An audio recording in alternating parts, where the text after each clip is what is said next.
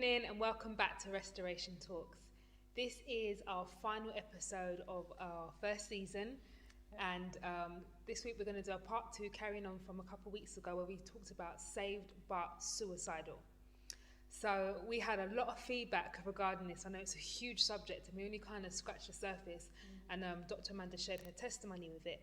So we're going to feed back some of the questions that came in and kind of look at how we can support family, friends, people in our congregations that may be dealing with suicidal thoughts and self-harm and things like that. So one of the first questions that we had was, when a Christian does die by suicide, how are we supposed to respond to the family? Sorry. That's all right, I need my glasses, that's all. So when a Christian does die by suicide, how are we supposed to respond to the family? Okay, that's a very difficult, it's a very difficult topic to approach, because, you know, I think it's a difficult topic to approach whether a person's a Christian or whether they're not. Suicide, you know, dying by suicide is always a difficult subject to approach, and it always leaves a lot of questions, a lot of unanswered questions, a lot of blame, a lot of guilt, and a lot for people to internalize as well. People often take it on as, you know, did I miss something? What was going on? And so it's always a difficult circumstance anyway. And actually there are two ways. There's two things that come to my mind immediately as we talk about this. And one of them is, I remember working with a rabbi at one point, and he was speaking to me about having to work with a family whose son had died by suicide. And he was speaking to me about the difficulty he had in trying to hold the various distresses that the family were obviously feeling at a time when they're also trying to grieve, and at the same time they're also trying to plan a funeral. That's right, yeah. You know, and it's interesting because I hadn't really thought about that person who delivers the sermon, you know, and what that looks like. How do you say it? Yeah. You know, it's always difficult, I think, delivering a sermon around death. And, you know, on the one hand, there is the trying to tribute to somebody's life, there's the trying to encourage the family, and there is always usually also that encouragement to everyone listening to remind them that life is short and everything else. Right. And when there is a suicide death, it adds to that difficulty and the sensitivity of the subject. And, you know, I don't want to stray from the point, but I think in responding to the family, I think the first thing is to always come from a point of love. That's right. And always to come from a point of empathy as well. You know, when you haven't been there, it's hard to understand. And even if you have been there, everybody's experience will be different. That's right. And I think it's so important that we sensitively approach people where there has been a loss by suicide. You know, sometimes there may be a curiosity, and it may be, oh, I wonder this, and I've got this question and that question. And I think it's about also knowing what you need to hold. You know, some questions aren't appropriate to ask. You know, people tend to wonder, how did they do it, and when did this happen, and where was everybody, you know. And sometimes, as much as the curiosity may be there, and sometimes it may be a genuine concern, I think it's to be mindful that actually it may not be the best questions to ask. Also to be mindful of what you say. You know, I think we all, you know, we do, as humans, we always want to be able to support people. That's right. And I think sometimes we want to support people because we just genuinely want to help, and sometimes we want to support because actually it's uncomfortable to sit with the distress of another person's, and that's where usually we'll want to do something. So it's giving the tissues, giving a hug, it's saying something. So oftentimes I'm thinking about, what can I say, what can I do to make this feel a bit less uncomfortable for all of us.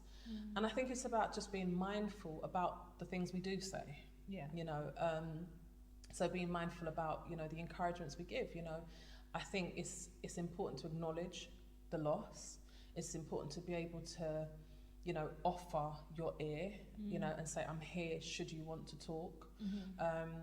It's important as well to just let them know that they are loved and cared for, you know, and You know, sometimes as well, even, you know, depending on your relationship with the person, perhaps, you know, things like just reassuring them that they're not to blame. That's right. Because oftentimes people left behind do feel And blame themselves. that somehow I'm to blame in this. I didn't do enough. I didn't see enough. So it's, you know, when we are speaking to people, just letting them know I'm here, I care, I've got you, you know, you're not to blame, and just to encourage them, you know, to maybe feel comforted. You know, there are lots of scriptures we can give which are also not negative, you know, that also just remind them of the love of the Father, and that he cares, you know, about everything that we go through, and that he understands and he knows even the very things that we can't say. That's right. And the things that we can't perhaps even make sense of. And I think that's the angle I would encourage people supporting to come from. Also as well, when you're supporting a family, I think it's about being able to sometimes bracket your own experiences as well, and your own responses, because sometimes we can have a bit of a shock factor and a shocked response. And although that may be very real for how we're feeling, I think sometimes, you know, people will open up when they feel that you can hold what they can share. And I think if people feel that you can't hold it, or if they detect that you might be looking down on them, or that you're disapproving, these things may cause people to shut up and not want to elaborate on however they're feeling or whatever they're going through. So I just think it's just really important to just be there. I think the biggest response you can give, you know, the question is, how do we respond to the family? I think the biggest response we can give is just to be there, you know, and just to allow them the space they need. Sometimes they may need complete space away. Sometimes they just may want you to physically be present but just not to speak. Or other times they may want to speak as and when they want to, you know, and may want to share certain memories, you know, and I suppose sometimes it's just okay to let them do that, and just to know that you're holding it, and that actually is enough. That's enough. It is enough. Because oftentimes as well, people are used to people talking at them. People are used to people telling them what to do and how to do it and how to feel and how not to feel. And actually sometimes just saying, I'm just here, is more than what they may be getting elsewhere. You know, in the family, they may already be having lots of questions and debates and tensions, and, you know, and them having you as a friend or as a family member or whatever the relationship is, that might actually be a safe space for them to just be. Exactly. So yeah, that's what I would say in response to that first question. That's perfect, and I think it's so important that we even recognise within our own communities, when tragic stuff and things like this happen, we're not the most tactful community. We always have an auntie that says the wrong thing at the wrong time, or makes a comment about this, that and the other, and I think it's so important that we become aware of these difficult moments and these difficult subjects that we in our community are starting to face a lot more. Things like suicide and self-harm, it doesn't just affect, you know, white people. This is affecting black people, and like we spoke about last week, it's affecting a lot of our men as well. It's affecting a lot of our young people, our children, our nieces and nephews. So it's really important that if we do play different roles within our family circles, that we are tactful when we're speaking to them. That, like you said in the beginning, we're sensitive, we're loving, we're non-judgmental, and at the end of the day, we can be that safe space for people. And also just demonstrating the love of Christ as well. And I think that's important. It is. Do we have another question? We do. Can you see it? Do you know what? It's all the lights that's just blurring, so everything looks blurry to me. So I don't feel comfortable coming to church or getting involved with ministry because sometimes I have suicidal feelings. Thank you for sharing this. How do I cope with not wanting to be in church?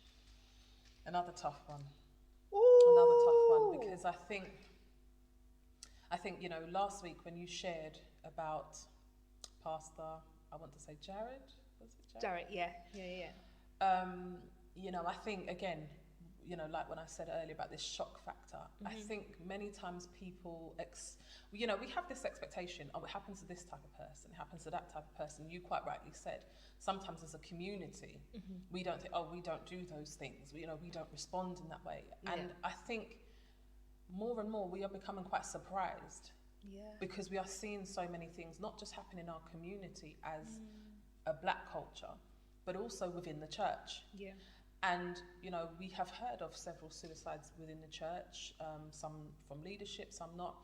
And I think it's quite a difficult one, because I think sometimes people assume that being suicidal means that, you know, you must not have faith and you must not love God, you know, and that somehow, you know, you're not at the place that you need to be. Now, okay, you know, maybe you're not at the place you need to be, because, you know, we could all technically argue that many times we are not at the place that we need to be, and that there are many things that shake our faith, and that cause us to experience all range of emotions and sometimes catch us off guard. But I just want to say, first of all, to anybody listening, and to the person who would send this question in, that, you know, being in church is a good place for you to be, perhaps even the best place for you to be. Because, you know, you mentioned earlier about, you know, experiencing the love of Christ and sharing the love of Christ. And I think that it's so important that while you're going through these difficult emotions, that you do experience some sort of love and some sort of peace. And oftentimes when we can't find that refuge in all the other areas of our lives, it can be found in God. That's you know, and, you know, we know that the Bible says, you know, come unto me those who are weary and heavy laden, you know, and that I will give you rest. Yeah. You know, we know, the thing is, the Bible is amazing because it has a story, it's got a verse for every situation you're facing. God knows that we all will struggle. He knows what we're going to go through. There is no situation that you cannot locate some sort of a response to, or some sort of a story where we can see it unfolding within the Bible. That's right.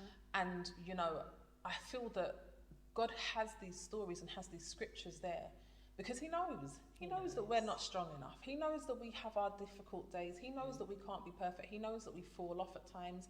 And He's not condemning us. We condemn each other. We condemn ourselves. Right.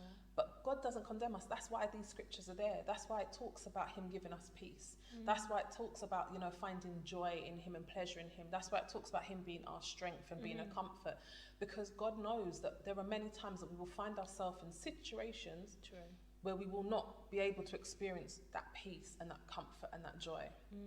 You know, so, you know, as for, you know, being involved with ministry, that's quite a difficult one. And I think it's so important that you do feel able to speak to your leader if you are actively ministering, because we know that it's not just about us. We know that we're ministering to people. And so what's within us often will come out, you know, and is passed on to other people. And we know that oftentimes if I'm in a difficult place, I'll just give you a brief example just to break it down. For example, both myself and Shara could be sat in this as we are now. Now, if you come in and you're saying, you know what, today's an absolutely terrible day, and, you know, nothing is going right, and the bus was late, and the rain poured on you, and a car splashed, and if you're having a real terrible day, and I come in and I'm bubbly and the world is amazing, but didn't you see the sun break through? You know, I do believe that there are things that transfer. So me and you sitting here, and I almost feel it depends on who has the stronger spirit, a stronger character, we could say. And I feel that I could come in here and be like, yeah, but it's amazing. And if Shara's heaviness is greater than my happiness, it's quite possible that I could find myself taking on that perspective. I could find myself experiencing aloneness because I'm open to that. And so therefore, all of a sudden I start thinking, yeah, actually, that's a point. And actually, yeah, and you know what, it is a bit unfair. And oh my goodness, yeah, the summer is over now, isn't it? And all of a sudden, I find myself having dropped and aloneness hit me. Equally, if mine is the stronger, you know, and if I'm quite strong and I'm quite protected and I'm powerful and I'm in a great place, then actually I could come in, I could be like, no, don't see it like that, sis. And I could encourage, and little by little you start to feel better and you start to be picked up, you know. And so I do feel that this is just like what happens in ministry as well. So when you're up there, whether it be delivering a word, devotional, singing, you know, we are dealing with different spiritual perspectives. Different people will be in different places. Some will come in heavy, Some will come in light, some will come in very open to whatever's happening, some will come in very closed off, and we know that there are lots of sort of battles that will go on in the atmosphere as it is. And I do think that when we're ministering, and when we're ministering from that place of our own brokenness or a place of despair, that can be fed onto other people. And so that can be quite difficult. And quite equally, I think what also happens is we can also be open to an onslaught for ourselves. Because if I'm in a vulnerable place already, even like within my work, for example, we deal with crisis all the time, and there are days when you just feel on top of it, and it doesn't matter what crisis you deal with, you cope, and you're all fine, and you're just great. And there are some days when you might be a little bit tired, or some days you might be in a bit of a low place, and you finish that shift and you literally feel as though you've got the weight of the world on your shoulders. Sometimes you finish and you think, okay, I need to find my supervisor, or I need to do something, and fortunately a lot of the time you're able to shake that off. But when you're in ministry and you're up there, and you are, because you're contending with different things that people are bringing in, and you're trying to usher everybody into the presence, and you're trying to, really represent and set the pace for the word and for the presence of God to come in. And if you're vulnerable, it's almost like going on the battlefield and getting a good beating, and you could come off of that battlefield and you're internally bleeding. You might think, but I did it, and I did it. But internally now there's a puncture, and you haven't realised that. And so you can find that it adds to the weight that you're already carrying. So it can be very dangerous as well to minister when you know that you're in a vulnerable position, because you give off yourself. 100% agree with that. And I think just to add in there, I think sometimes as ministers or as leaders, we can get into this autopilot mode, and we know we're in spiritual warfare, we know this is the end times, or whatever you want to call it. So you almost have this guilt of, I just need to keep going, I need to press through when I'm under attack, and I just need to do this. And actually, when you are dealing with such serious issues such as self-harm and suicide, that's not one-dimensional. No, that's dealing with your spirit man, your soul, your emotions, your mental health. That's all of it. So it's not just the fasting and the prayer that you need to do. It's, do I need to go and get therapy? Do I need to go and seek out a counsellor? Do I need to take a sabbatical whilst I'm going through this process of trying to gain healing and understanding and work through these emotions and get to a place where you feel level-headed again, and those things are not quite as severe as they are, and you're able to kind of work through it. And I think that can be really difficult when you're in ministry. Knowing when to stop, and going back to like what I said earlier, especially in our community, sometimes as leaders we don't know when to switch off, whether that's through the judgment that you feel you may face from other people, because there's this superstar shenanigans going on where the leaders have got to just be on it all the time, and there's that pressure to constantly be giving, and unfortunately that mentality is what is driving a lot of our leaders to either step down from ministry completely, because they've skipped the whole just taking a sabbatical, or unfortunately like the pastor that I read about last week, where they're taking their own lives, and they've reached that point where they haven't been able to kind of just step down and work through it at their pace, but they've just reached that end point. And we really need to start looking at what can we put in place earlier as a support system, supporting each other, to make sure that this is not something that's growing, but the numbers are decreasing year by year. And I think, I know it's a word we don't like. I don't like it. And I don't mean this in a harsh way, because sometimes I think we use the word pride and we take it quite offensively. I know I have in my time as well. But sometimes as well, it's to do with our pride. Why we don't want to open up about where we are, particularly when we're in ministry. Because there is, as you said, a fear that people will look at me differently. There is a fear that, well, I'm going to be asked to stop doing what I'm doing, or I'm going to need to stop, people will see me as weak, or, the different thoughts that will go through our mind. And I think, sometimes, let me speak for myself. I think sometimes that's been about pride as well, in being able to, sometimes we want to show that we cope. Sometimes we want to, always put the best foot forward and show a certain way. But when internally we're struggling, we need to pay attention to that. Our bodies often are talking to us. That it's talking to us in our tiredness, it's talking to us in our the different ailments that come upon us. You know, it's talking to us when we just feel like, you know, there's this apathy that comes over us. And I think sometimes it is about being able to just put your hand up and say, I just need a minute. Yeah. And knowing it's okay to need a minute. You know, this is like a two-part question, because, you know, I would encourage you to continue coming to church. I would encourage you to continue being around people that can hold you, that will encourage you to continue being in a place where you can be fed, where you can be supported. That's right. But I would also say, in terms of ministry, that it's really important that you speak to someone in leadership, preferably your own leader, to discuss, you know, where you are, and as you said, the possibility of maybe a sabbatical or anything like that. It doesn't make you weak. You know, actually, I read something as well that said there's something about knowing when to quit or when to stop, and how actually it's quite a strong thing, because actually that's you being able to take care of yourself. You know, that's you being able to recognize what's going on for you and what you need right now. That's right. And there are times when we need to be able to say, actually, you know what, I can't keep giving of myself. I need to receive support. And that is absolutely okay to do. And I hope that that encourages you today. Thank you so much. That was encouraging. The third question. I feel guilty because I have children and a partner. I do love them, but struggle to experience happiness and peace. Am I selfish for feeling this way? No is No, the you're not. simple answer. No, you're not. No, you know, I understand that. I totally understand that, because, you know, oftentimes when, as a parent, as a husband, as a wife, even as a daughter, as someone in ministry, you know, there are responsibilities placed upon us, you know, and you do feel that accountability of, I need to always be, you know, I need to be able to always do, I always need to be able to have, I always need to be able to smile, I've always got to be able to function.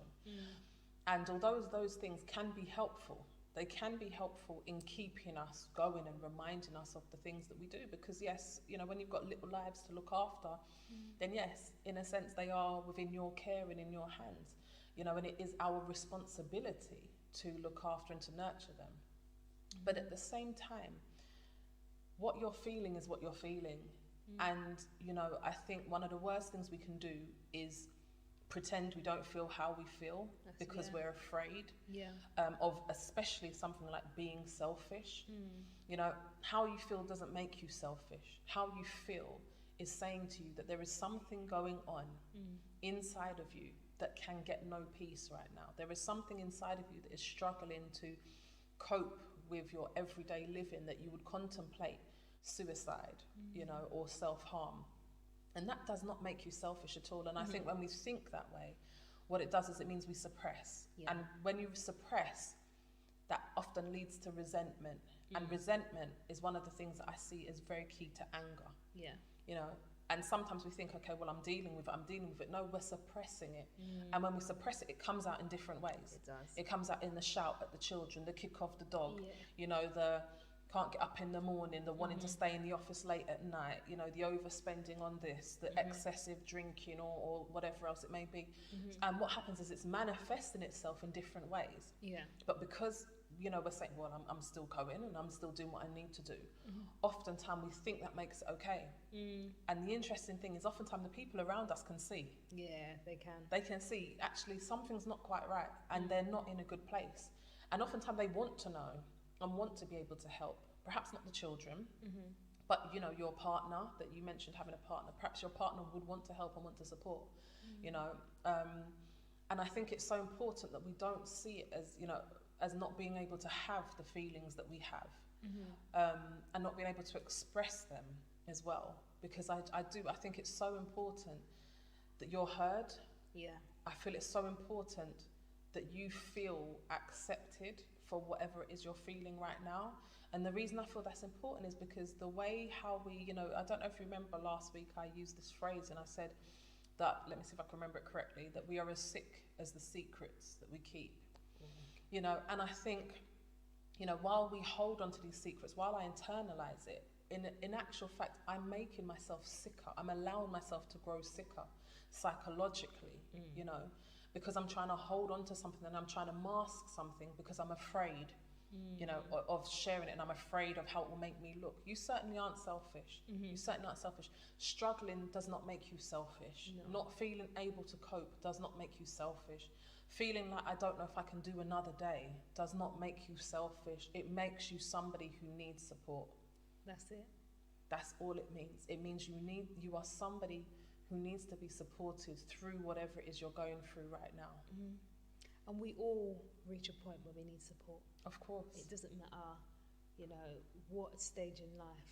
You know, certain people think by a certain age I've got to have it all figured out. And you may sometimes have it all figured out, but sometimes you still need that extra support. Of course. And finding those safe places where you can get those support from, whether it's family members or it is seeking therapy or whatever it is, there's no shame in reaching out and taking those steps to say, actually, I need to look after my mental health. I need to look after me.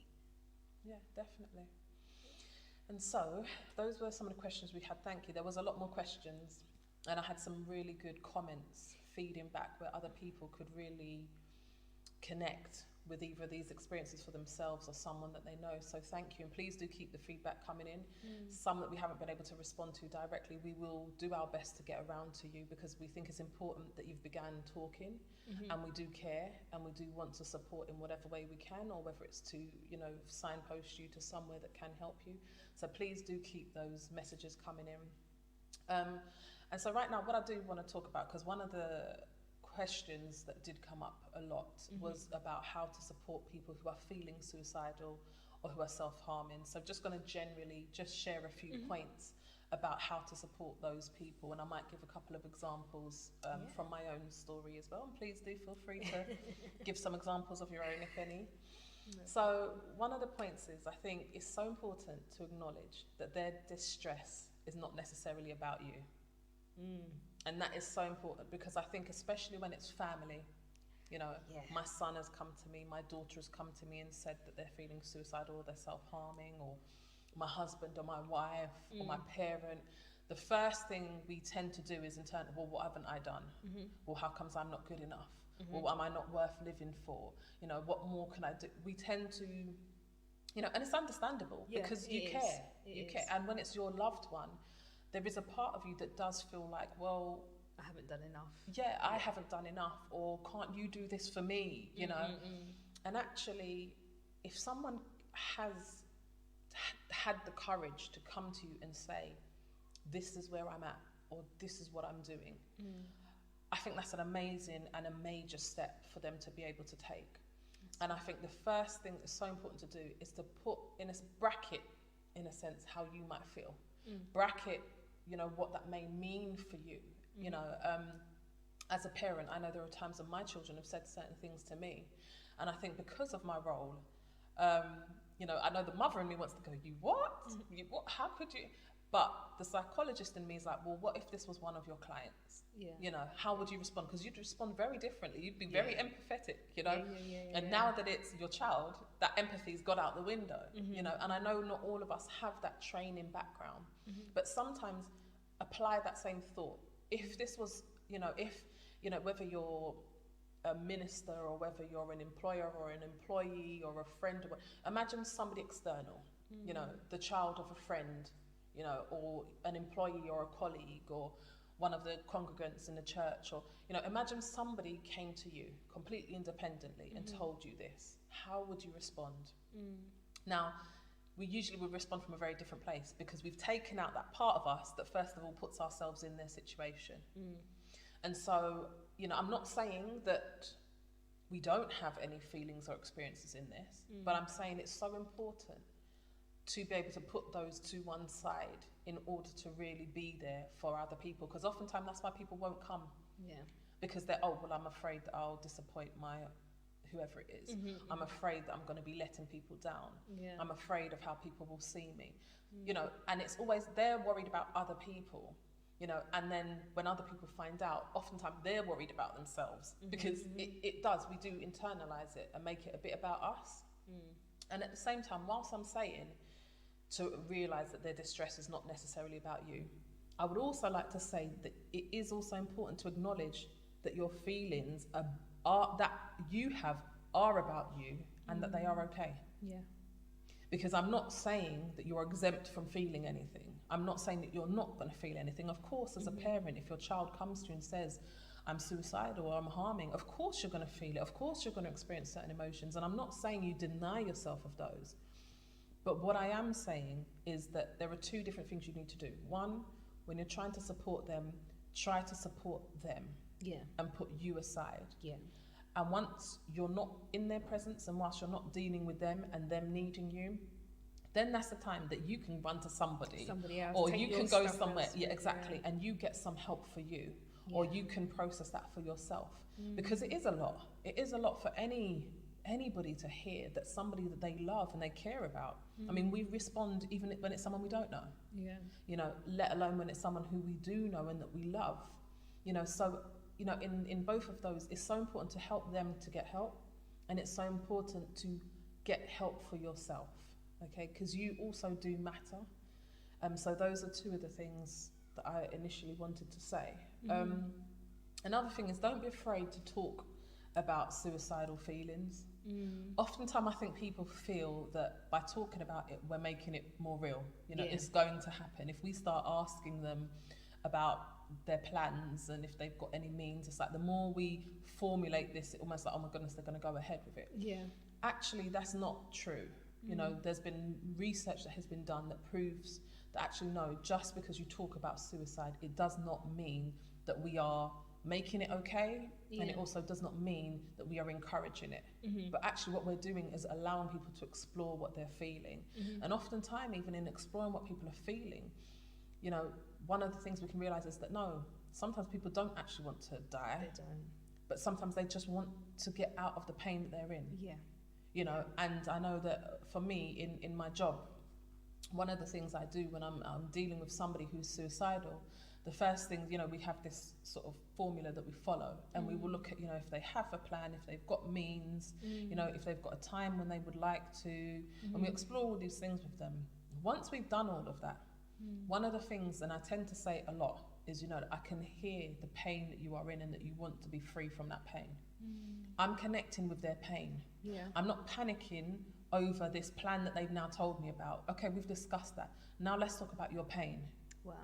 That's because important. It is so important, and it's important for them to know that you can hold that. Yeah. Because oftentimes, if somebody, you know, does feel suicidal, and even if they've put a plan in place, there is an underlying pain, and there is an underlying pain that they want to be able to talk about and that they want to be free from. And if you show that I'm here and I want to hold that with you and I want to talk through that with you, you'll be surprised the impact that that can have versus someone who's just sat with that suicidal thought that's just, you know, impressing on their mind, constantly bombarding them, where they may now just act out of impulse because this thing is just spinning round and around and around in their head. But when I can come and I can say, this is where I'm at today, and I can almost vent and get it out and be angry and be all the things I need to be, and you can just show me, well, I've got it, and I'm here with you.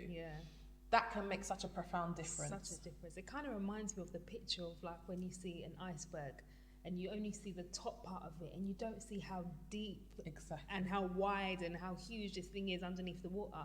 And sometimes it can be like that for families and friends that are dealing with someone that's suicidal. You see this massive iceberg of suicide, and we just want to tackle the don't die, don't kill yourself, don't do this, and we're not actually looking at what you said with, you know, I can hear your pain, and that let's talk through all the things that have got you to this point. Let's kind of pay attention to underneath all of that. So yes, I know you're suicidal, but we're not going to highlight that right now. Let's deal with what's underneath. And I think that's so important, because sometimes we can panic and get into it's.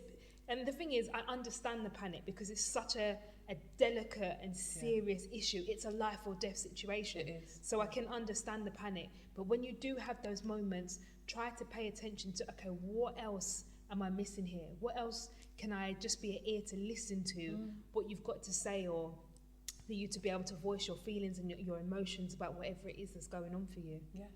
And in addition to that, whilst they're talking, they're alive. Yeah. Whilst you have them engaged, they are still here.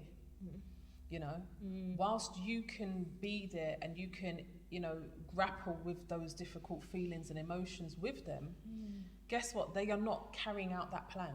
That's right. And it's so important to give them the space outside of their head to be able to process some of these things, you know, and to hold them. So oftentimes it isn't about panicking, you know.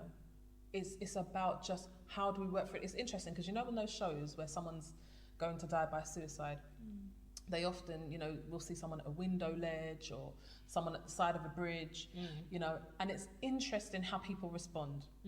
Because what do you see happen? The officer or the person in their suit or whoever it is come and they just sit alongside them. So how was your day today? And they're talking and they're talking and they're talking and they're talking.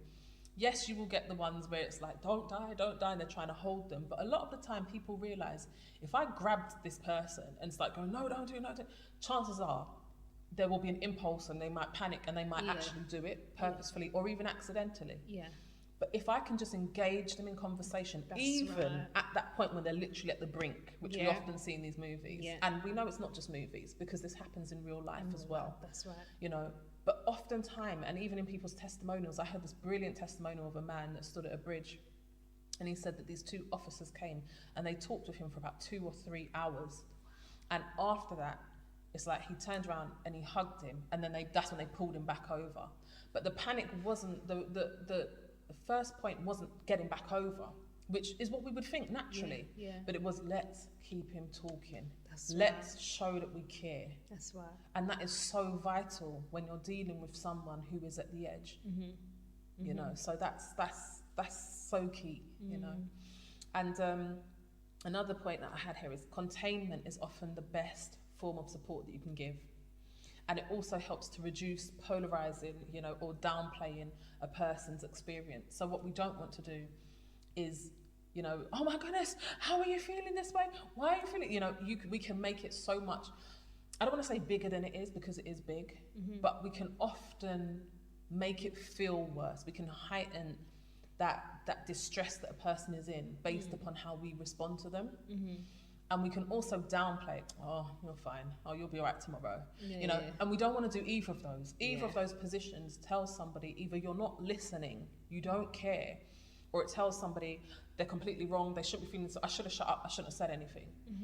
And what we want to do is avoid creating that response in anybody, you know, so being able to hold, you know, we work with volunteers, they're fantastic, I love our volunteers.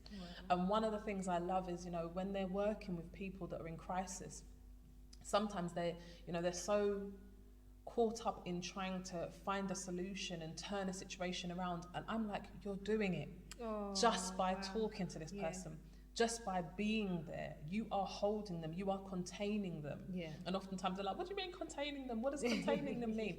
Containing them, you are holding that person. You are journeying with them into that dark, horrible place, and you have just come and you've just sat down right beside them. And oftentimes when people are feeling suicidal, when people are self-harming, they feel so alone. It's such a lonely experience. It's such a lonely experience. It's such a shameful experience often. It leaves you guilt-ridden, you know. There is so much overwhelming feelings for that person. And oftentimes it makes them isolated. It makes them separate themselves because it's just so much for them to bear alone, let alone to have other people exposed to that distress that they're in. And when you can pull up a chair or jump on the floor with them and just sit, oftentimes, I tell you, the weight that takes off from that person is amazing. Definitely. You know, and so that's what I want to encourage people that are supporting people, you know. And another thing is, it's so important, you know, for accountability. You know, it's so important to give somebody a check-in point, a check-in person. If somebody is at the edge, it's so important, you know, if you haven't heard from them today, just check in, a nice message. It doesn't always have to be, what are you doing today? How are you feeling now? Is anything changed? You know, but even just a, hey, just thought of you, thought I'd send you this, or, you know, just something, just so that you can touch base with them regularly, so that they know that you're a safe space and that they can touch base with you, you know, and in a sense, they want to know that you are there. You know, and so therefore when we have that continuous checking in, you know, not bombardment, but just continually checking in with a person, let them know you're praying for them, let them know you're thinking of them, you know, oh, I just saw this and I thought of you. Doesn't have to be much more than that sometimes, but it helps them to know that they're not alone. You don't know what they might be going through at that moment that text comes through, and sometimes just that comfort and that reassurance that someone is there is helpful. And it also may help them to realize that they can reach back out to you as well. So being, accountability is so important. It's important to be a person of accountability, and it's so important for anybody that is suffering or is struggling. If you're listening, find somebody you can be accountable to. That's true. Find somebody that you can say, today's one of those days. Or you might even just send the picture of the praying hands, or you might just send an emoji of a sad face. Or you might, sometimes you don't even have to explain, because sometimes it's hard to explain. But if you can just even send something that somebody knows, okay, I've got you in mind today, or I will reach out to you today, or I'm going to come and visit you today. It's so important to have that, because when you're coping alone, it's so much easier to just drop off. It's so much easier to, okay, well, I'm not trying to self-harm, but no one knows about it and I've done it, and I can get away with it. And then it builds upon and builds upon and builds upon, because these things need feeding and they intensify. Whereby if you know that even when the thoughts are there, you can say to someone, I'm really feeling the urge. And they can just say, okay, what do I need to do? How can I help? Do you know what? I think it's so important that you're able to break it down like this and be so detailed with it. Because I think it's, especially for family and friends or people in their congregations, pastors, leaders, or whoever, I think sometimes people may feel, I don't have the skills or the qualifications to kind of deal with this thing. But I think it's so important where you're kind of saying, you know what, just being there. Sometimes we can sort of undervalue how impactful just our time can be, or even our presence. Like you said, like when we seeing people that are at the bridge or whatever, and sometimes we see like in the movies and they're just sitting down with them and they're just listening. You don't need a qualification to listen. No, you don't. I know some of our aunties need help with that, but you don't need a qualification to just listen or to care. And sometimes your presence is enough. Sometimes those scriptures are helpful. And that's the thing. Sometimes you may be in that position where you are trying to reach out and support, and you may not always get the feedback that you want, but still be consistent with it. Because they may not be in that place to respond all the time. But you know what? It's still sending that message to say, I'm reaching out to you. I've got you. Whether you respond or you don't respond, I'm not taking offense to it, because it's not about me. Exactly. I'm showing you I'm there for you. Yes. There's a scripture I read this morning, I'm sending it to you. There's a poem I read, I'm sending it to you. Do you know what I mean? And like you said, don't bombard, be like those WhatsApp aunties, but just showing those that you are supporting and those that are accountable to you, or you being accountable to others, that you are there. And don't undervalue how important your role is in that as well. Yeah, definitely. That is such a key point, because we can all be there, and it doesn't take qualifications. It just means that, you care and you want to understand. And sometimes we won't understand, but even if I can't understand you, I can't understand what you're going through, but I can care enough to want to be here with you, and I will understand what you want me to understand. And I will do my best to understand it, and that's key. That's really key.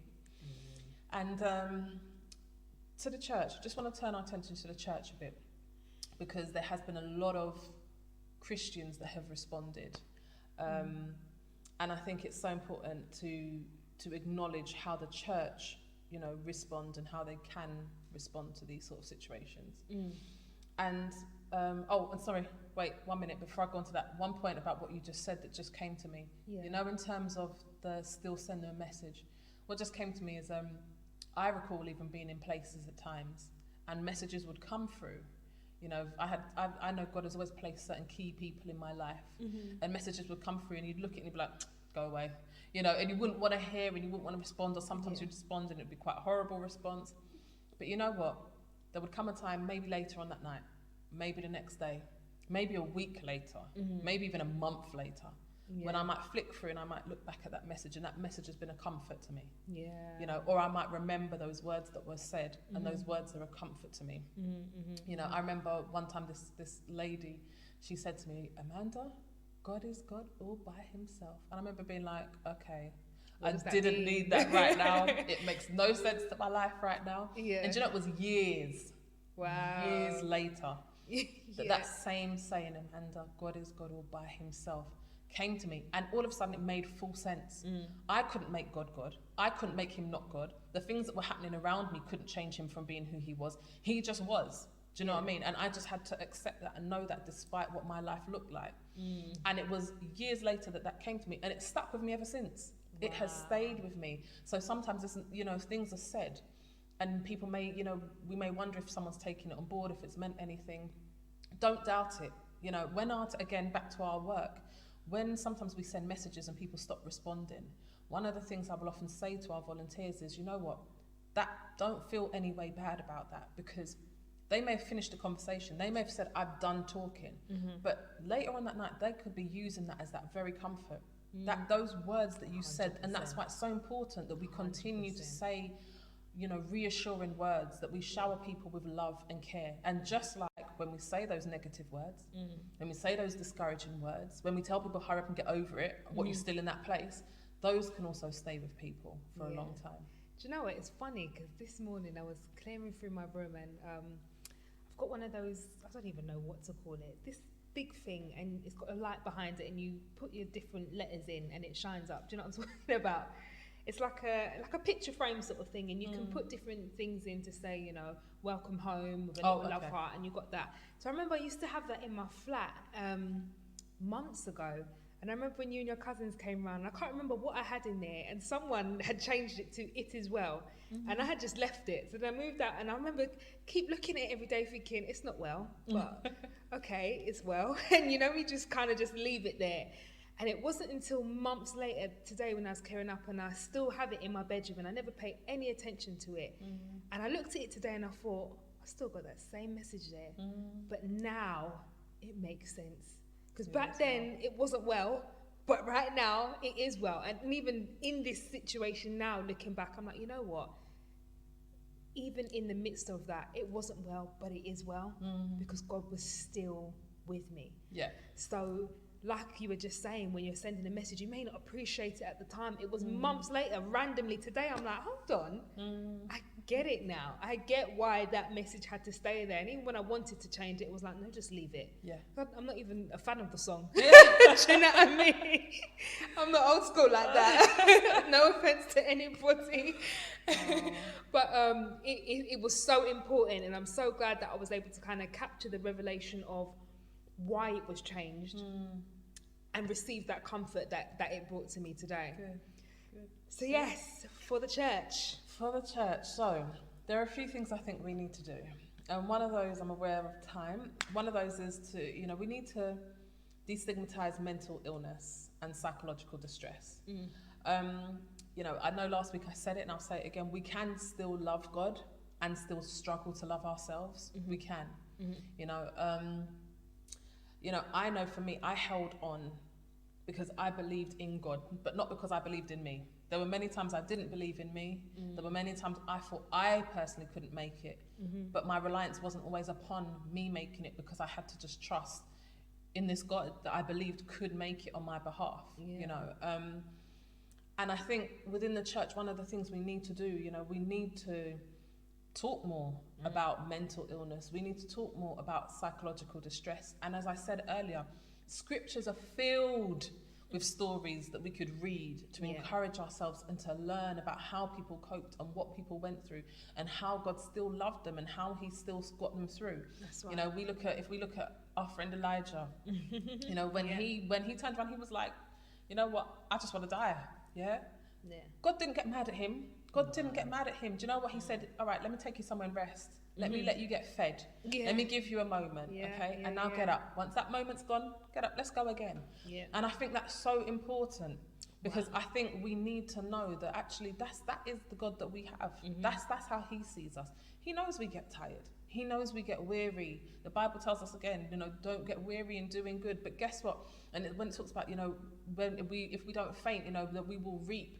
The thing is, God says these things because he knows that that's what we're going to experience. It's not there for the sake of it or for the fun of it. It's there because it's an encouragement before we even get to that point. That's right. That it is well was there, right? Even perhaps sometimes when you needed it, before you needed it, after you needed it, but it was there. It was there. That's, you know, right. And that's the thing. I think, you know, even when we look at Paul, when we know that they were in prison, you know, and we know that the prison gates opened, we know that the guard tried to take his life.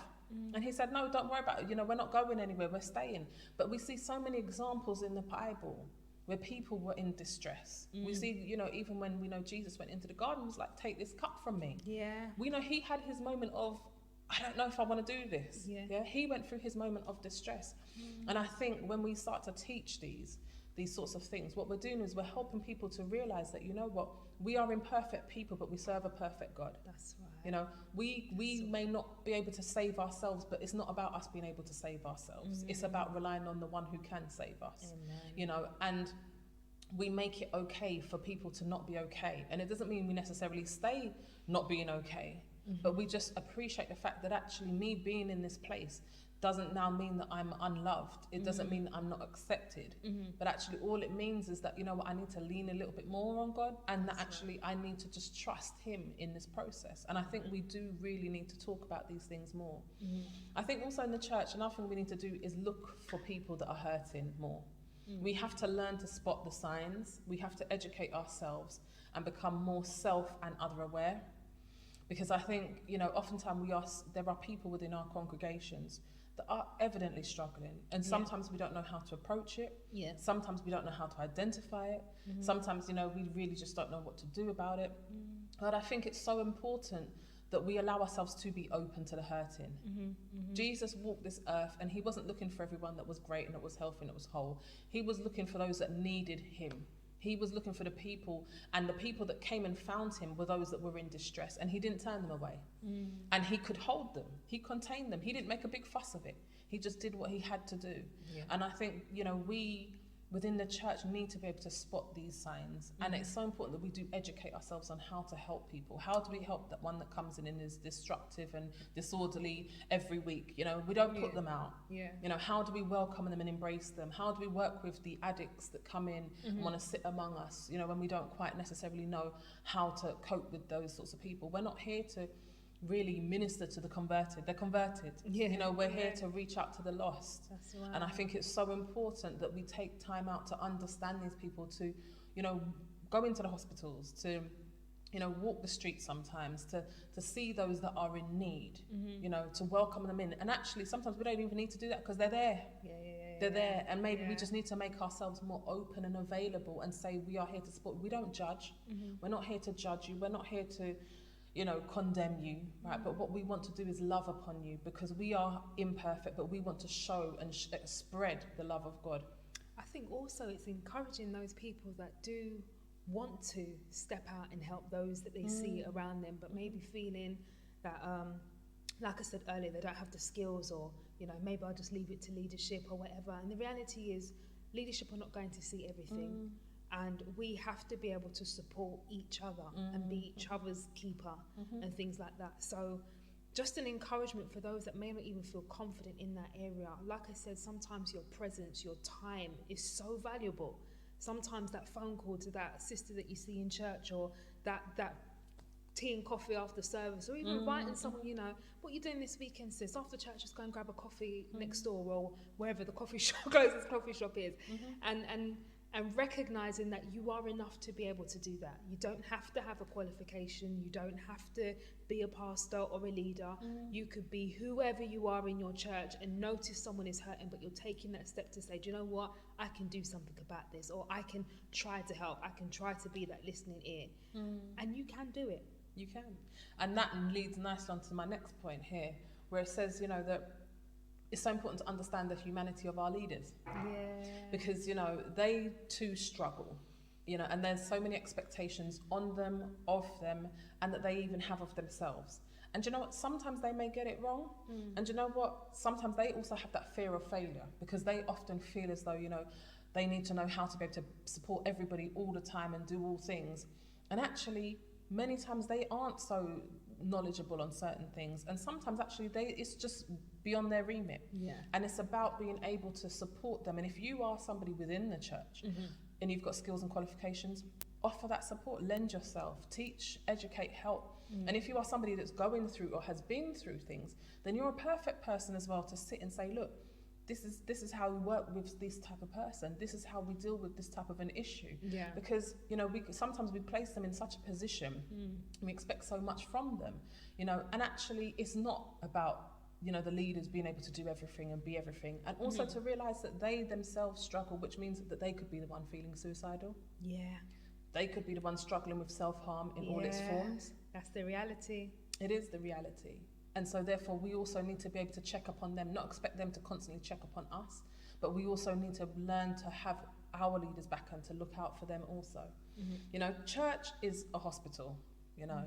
We are the additional emergency services, okay? You've got the police, you've got the ambulance, you've got all these fire service and all that, and you've got the church. That's right. How we are, you know. And what that means is that we will be housing sick people, you know, and I think, yes, we want wellness, but we have to acknowledge illness.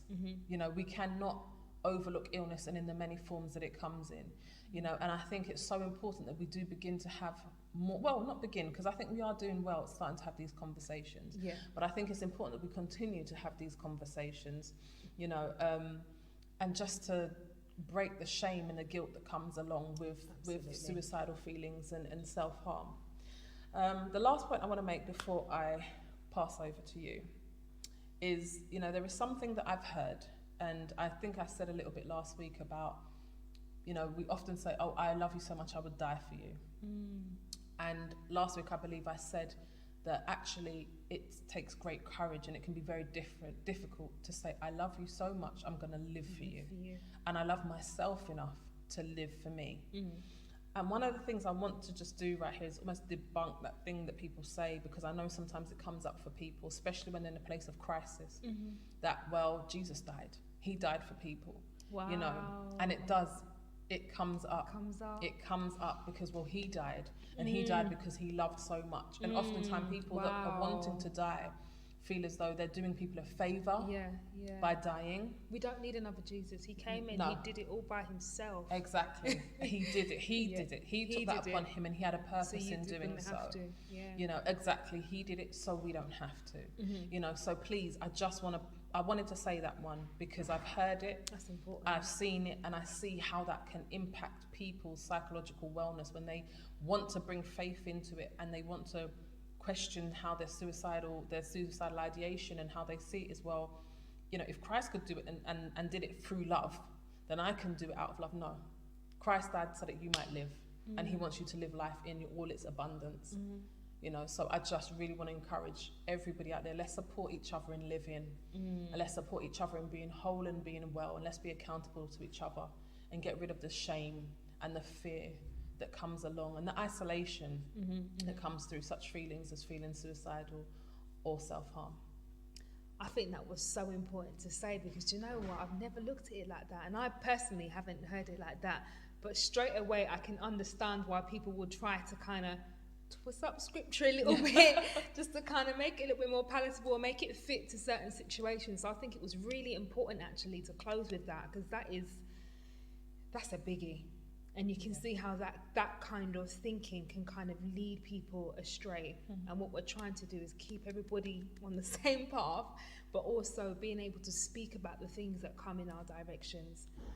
But Dr. Amanda, I just want to say thank you for being so brave, for sharing your story, and for lending your time and your services over these past few weeks during this pandemic to thank you, to help the church and to help the community kind of talk about issues that we don't often talk about from a psychological point of view, from a mother point of view, from someone in society, and from a Christian point of view as well. So we really hope that you guys have enjoyed these last few weeks. This is the end of season 1. So we will be back with season 2. So do send us, different topics that you want us to discuss. There's been so many things that have come in already. We're like, I don't know if I can talk about that one. We're ready. We've got this. We're ready. So we're putting together season 2. But we want to say thank you for tuning in. Thank you for joining with us. Thank you to everyone who has shared, who has sent encouraging messages to both Dr. Amanda and myself. It has been a step out of both of our comfort zones. It has indeed. It's been good. It's been good, and we really have felt God's direction with this, and we just hope and pray that this would have encouraged many near and far. So until we meet again, thank you for tuning in to Restoration Talks. This was part 2 of Saved but Suicidal. Bye-bye. Bye-bye.